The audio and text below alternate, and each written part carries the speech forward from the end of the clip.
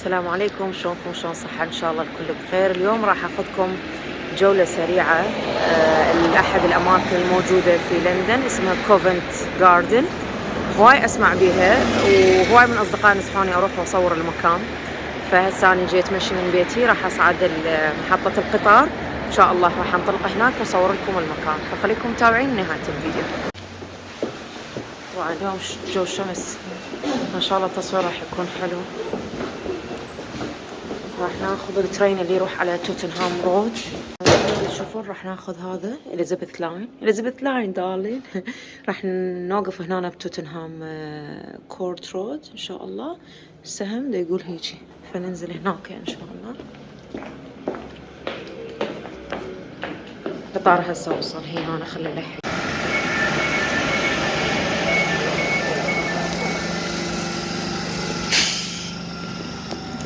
طبعا المقاعد تختلف عن بقية القطارات، والمكان طلع قريب 3 ستوب، يعني 3 ستوب وننزل ان شاء الله بالمحطة اللي قلت لكم عليها.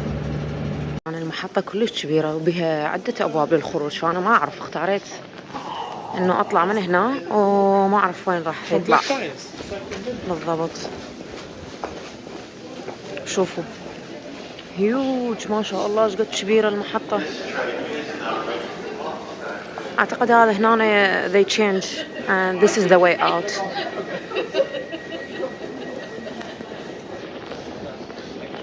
طبعا حبيت اراويكم تفاصيل المحطة وشون داخل المحطة وشون نطلع، لان بصراحة اول مرة ازور هاي المحطة كلش كبيرة.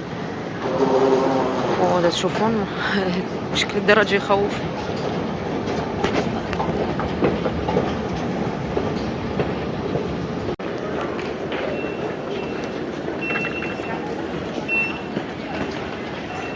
باعوا المحطات شلون شكلها. هسه انا طلعت من هنا، اكو هيجي هنا هذا change with the central line.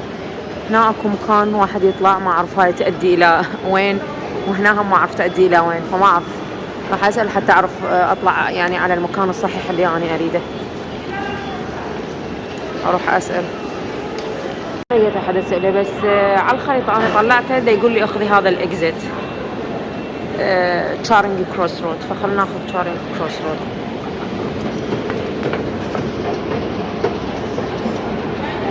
هنا المحطة ما تطلعون من المحطة. شوف هذا المكان، الناس تقعد لي هنا يدخل. بس اروح ندور على المكان مالتنا كوفنت جاردن. هو دا يقول لي طلع من هنا ليفت وبعد ليفت، خلينا نشوف. طبعا اكو فد حالة بالشارع مرات اسال ناس حتى يدلوني على الطريق، دائما يأشروا لي يقولوا لي ليفت وهم قصدهم على الرايت. ما اعرف هاي الحالة دائما تتكرر، دا تقول لي ليفت، دا تقول لي سوري، دا تقول لي رايت وتأشر بايدها على الليفت. قلت لها هي رايت او ليفت؟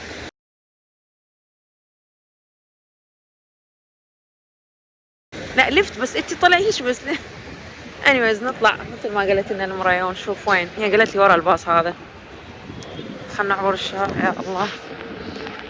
نشوفوا هذا مال التليفون. الملكة من كانت عايشة يعني كانت هواي تحرص على هذول، نظافتهم ووجودهم بالشارع، هواي كانت تحبهم وتعتبرهم فد شي كلاسيكي يعني، فبقوا موجودين خارج لندن. انا سبق ان حكيت هاي المعلومة، خارج لندن مستغليهم، مسويهم على شكل مكتبة، حاطين بيهم كتب فري وهم بالشارع يعني، فأي أحد يريد ياخذ كتاب، فحركة كلش حلوة حتى يبقون يعني، لأنه هذول أحد معالم لندن يعتبرون. وهذا صوت الأمبولانس 24 ساعة، همين أحد معالم لندن. طبعا المكان بصراحة مو مثل المكان اللي عايشين احنا بيه بلندن، مدري لأن تعودنا على مكاننا. هنا المكان تحسه انجليزي يعني، مطاعم والكافيهات مالتهم، المحلات مالتهم كلش راقية، حتى الماركات ما سامع بيها. شوفوا اسامي الماركات. بس احنا يعني ان شاء الله قريبين. شوفوا الاتيكيت، جمال هاي الجنطة حاطين فيها نباتات كلش حلو. هسه باعوا الافرع، هذا اللي يزعجني بالموضوع، باعوا الافرع. كم فرعين 3 4، هذا راوند اباوت يعني باعتبار هسه أي فرع من عندهم يطلعنا على المكان اللي نريده ما معلوم، نبقى ندور. شوف باع يا محلى الفلافل، مكان البيع الفلافل هنا وريحتها دمار. طبعا هنا هذا قالوا من نيل ستريت وعدل. دا اسأل الناس لانه المكان كلش يتوه وراوند اباوت و7 ستريتات داير ما داير الراوند اباوت، فما عرفت اياهم من عندهم. والجوجل طبعا يضيع اكثر ما يدلي. طبعا المكان تحس يعني احس اني ما عايشه بلندن، ما اعرف، حسيت ما ادري ليه انا اول مره ازور المكان، فالمكان غريب علي، عبالك جايين الغير ولايه. ولانه المكان اللي انا عايشه بيه اكثر شيء تشوف عرب ومسلمين وهاي بيه، هنا لا يعني، فقمنا نستغرب من نطب هيك اماكن.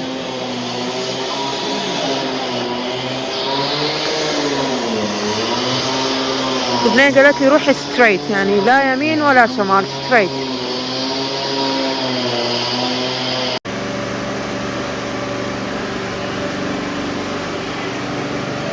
طريقة شلون مرتبين الملابس ما اعرف، طريقة غريبة ومش تلفت الانظار. هذا مانجو.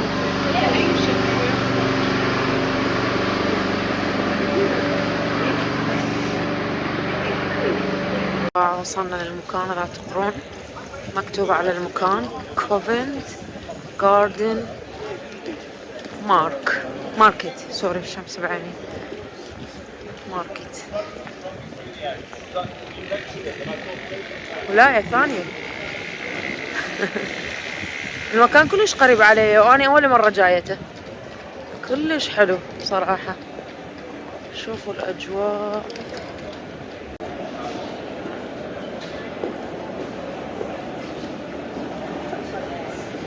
شوفوا هذا هو المكان.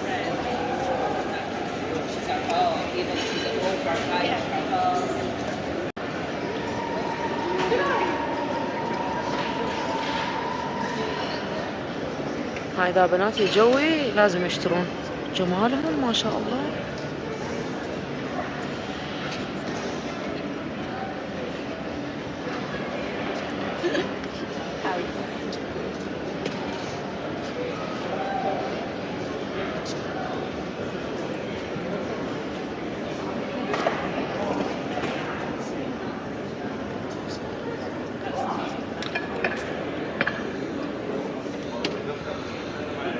طبعا هذا المكان هنا السياح هم يجون هنا على فكرة، لأن المكان كلش معروف.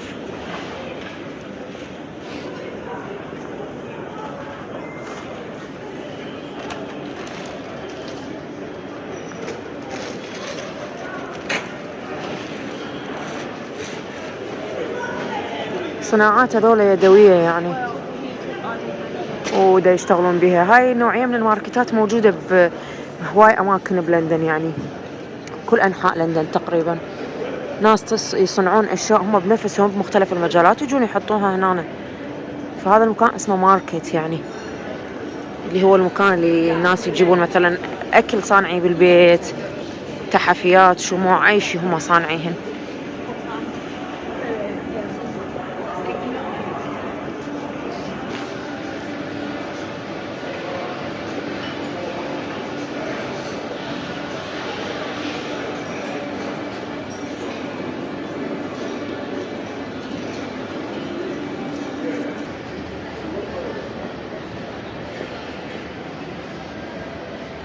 شوفوا من أشوف معجنات وهيك أشياء كلش يعجبني، بابا على التصميم المحل وشون يعني مسويه مرتبين.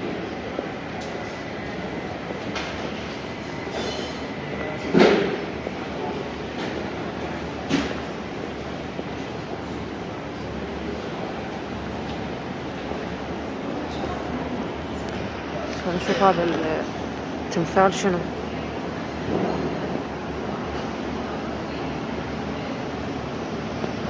لفت انتباهي هذا التمثال.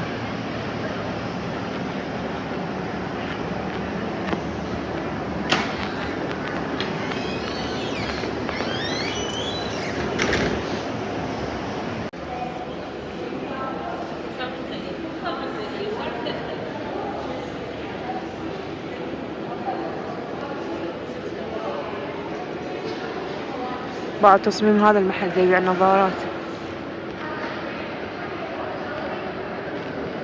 عادة تصاميم المحلات من برا هي اللي تجذب الناس انه يدخلون جوا، فالشي كلش مهم يعني.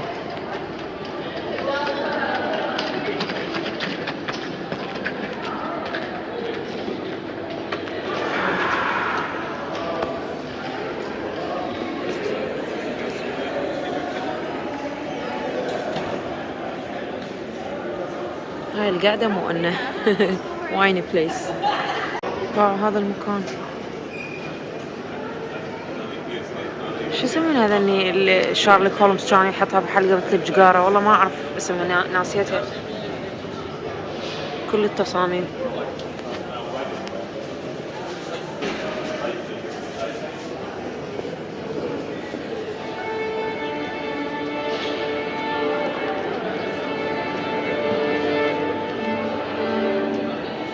الكرواسون. ان شاء الله راح اسوي لكم طريقة الكرواسون على اليوتيوب، سويتها على الانستغرام، ان شاء الله اصورها بالتفصيل على اليوتيوب.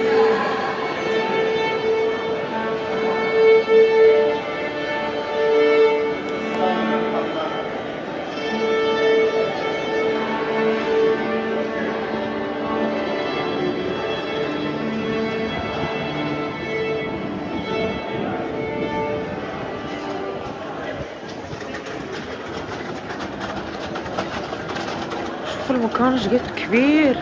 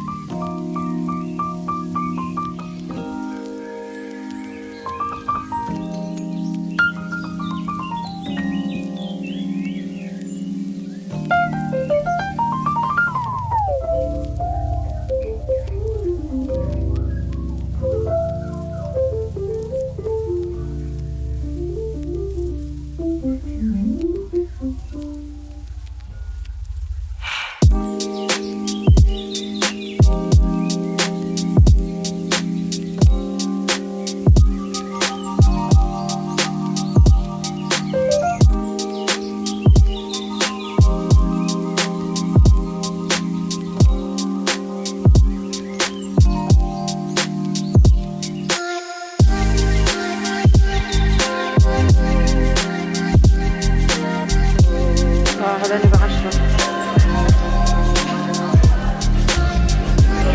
والشاب 5.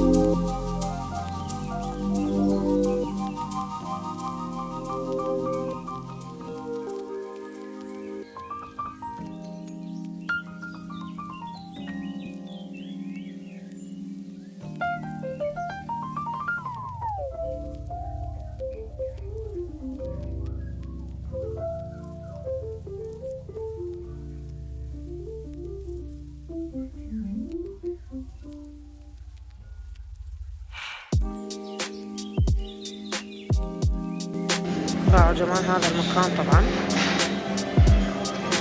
أكثر شي جذبني اللولوكاتي، بناتي وايد يحبون أشياء لولوكاتي. طبعا وقفت التصوير ورحت اشتريت أشياء، بعدين قلت أكمل التصوير. اشتريت لهم من هذا الليب بالم، هذا هواي أشياء تخص لولوكاتي.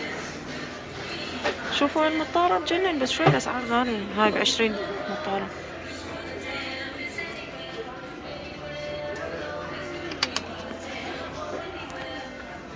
اشتريت من عندهم هذول.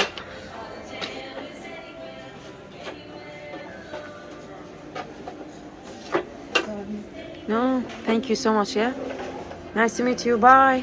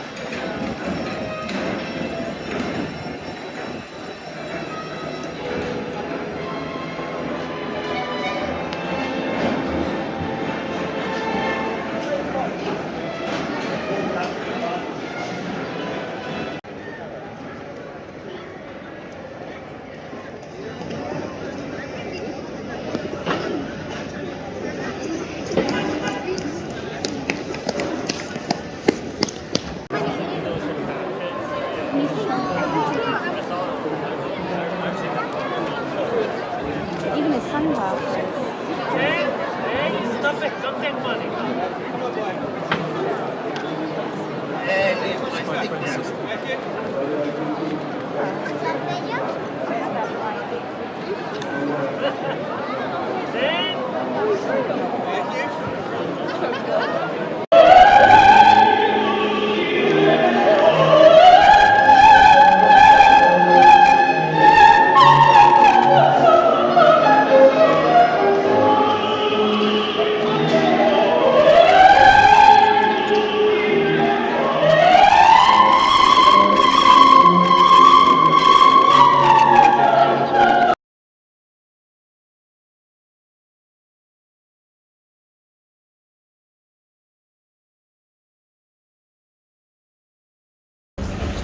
طبعا لقيت كورتا مانجر وكوستا جنب بعض، فخلنا نروح باعوا اللفات مالتهم كوفي ونرجع الموبايل ونرجع ندور على شي نباتي.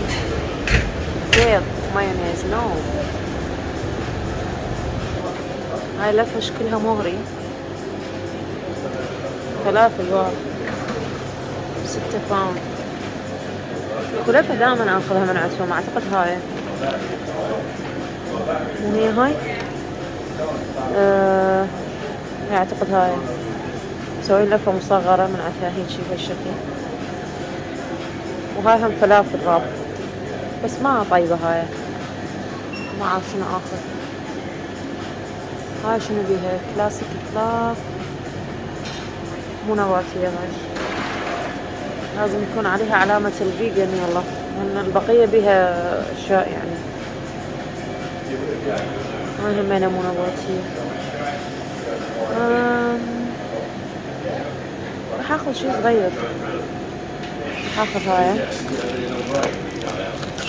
القهوة اللي ناخذها يعني.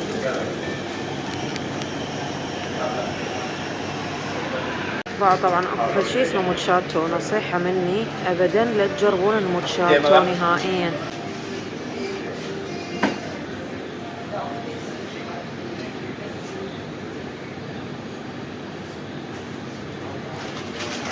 صارت جاهزة الموكم. موكا سترونج اكسبريسو. ثانك يو. طبعا عندهم طلع طابق تحت، فراح اروح تحت على مود اشحن الموبايل على راحتي. هذا المكان ايش قد حلو. هذا بطريق العودة طبعا. هذا الميوزيوم، المكان اللي صوروا به هاري بوتر. جاي اعبر الشارع برد غلط. شوفوا المكان كيف حلو.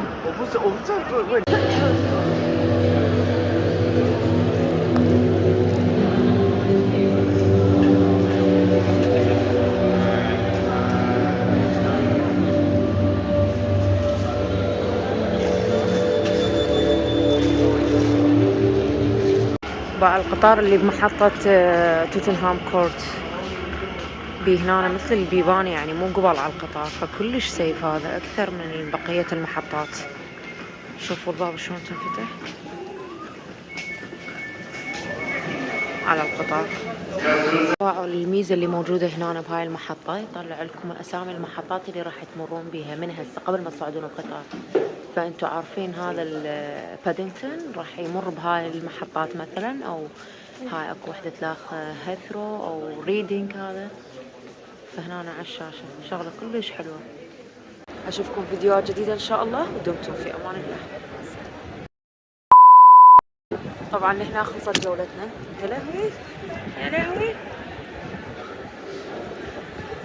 هنا خلصت جولتنا، أخذتكم جولة سريعة بكوفنت جاردن، أحد الأماكن المميزة اللي موجودة بلندن. شحني خلص، راح أروح أدور على كافي أو كوستا أو كافي نيرو، أي مكان. لما ما دا أشوف ماكدونالدز، أروح أشحن الموبايل وأشرب الكوفي، نرجع على المحطة اللي وقفنا عليها ونرجع على البيت. أشوفكم فيديوهات جديدة إن شاء الله، دمتم في أمان الله.